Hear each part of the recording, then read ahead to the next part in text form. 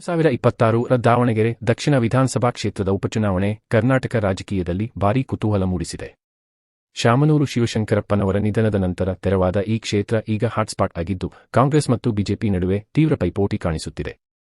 ಕಾಂಗ್ರೆಸ್ ಅಭ್ಯರ್ಥಿಯಾಗಿ ಸಮರ್ಥ್ ಮಲ್ಲಿಕಾರ್ಜುನ್ ಸಚಿವ ಎಸ್ ಮಲ್ಲಿಕಾರ್ಜುನ್ ಅವರ ಪುತ್ರ ಹಾಗೂ ಶಿವಶಂಕರಪ್ಪನವರ ಮೊಮ್ಮಗ ಕಣಕ್ಕಿಳಿದಿದ್ದು, ಕುಟುಂಬದ ರಾಜಕೀಯ ಪ್ರಭಾವ ಇವರಿಗೆ ಬಲವಾಗಿದ್ದರೂ ಟಿಕೆಟ್ ಆಯ್ಕೆ ವಿಚಾರದಲ್ಲಿ ಪಕ್ಷದೊಳಗಿನ ಅಸಮಾಧಾನ ಕೂಡ ಗಮನ ಸೆಳೆಯುತ್ತಿದೆ.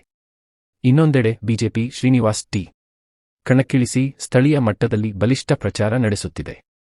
ಈ ಕ್ಷೇತ್ರದ ರಾಜಕೀಯ ಲೆಕ್ಕಾಚಾರದಲ್ಲಿ ಸಮುದಾಯಗಳ ಪಾತ್ರ ಅತ್ಯಂತ ಮಹತ್ವದ್ದು. ಸುಮಾರು 64,000 ಮುಸ್ಲಿಂ ಮತಗಳು ಇರುವ ಈ ಕ್ಷೇತ್ರದಲ್ಲಿ ಈ ಬಾರಿ ಕಾಂಗ್ರೆಸ್ಗೆ ಸಂಪೂರ್ಣ ಬೆಂಬಲ ಸಿಗುತ್ತದೆಯೇ ಎಂಬ ಪ್ರಶ್ನೆ ಉದ್ಭವಿಸಿದೆ.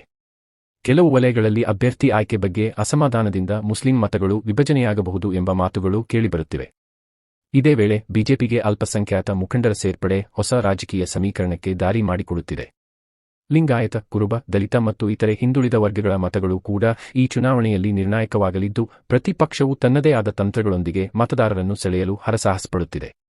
ಏಪ್ರಿಲ್ 9, 2026 ರಂದು ನಡೆಯಲಿರುವ ಈ ಉಪಚುನಾವಣೆ ಕೇವಲ ಒಂದು ಕ್ಷೇತ್ರದ ಗೆಲುವಿನ ಪ್ರಶ್ನೆಯಲ್ಲ, ಸಚಿವ ಎಸ್ ಮಲ್ಲಿಕಾರ್ಜುನ್ ಅವರ ರಾಜಕೀಯ ಪ್ರತಿಷ್ಠೆಯ ಪರೀಕ್ಷೆಯಾಗಿದೆ.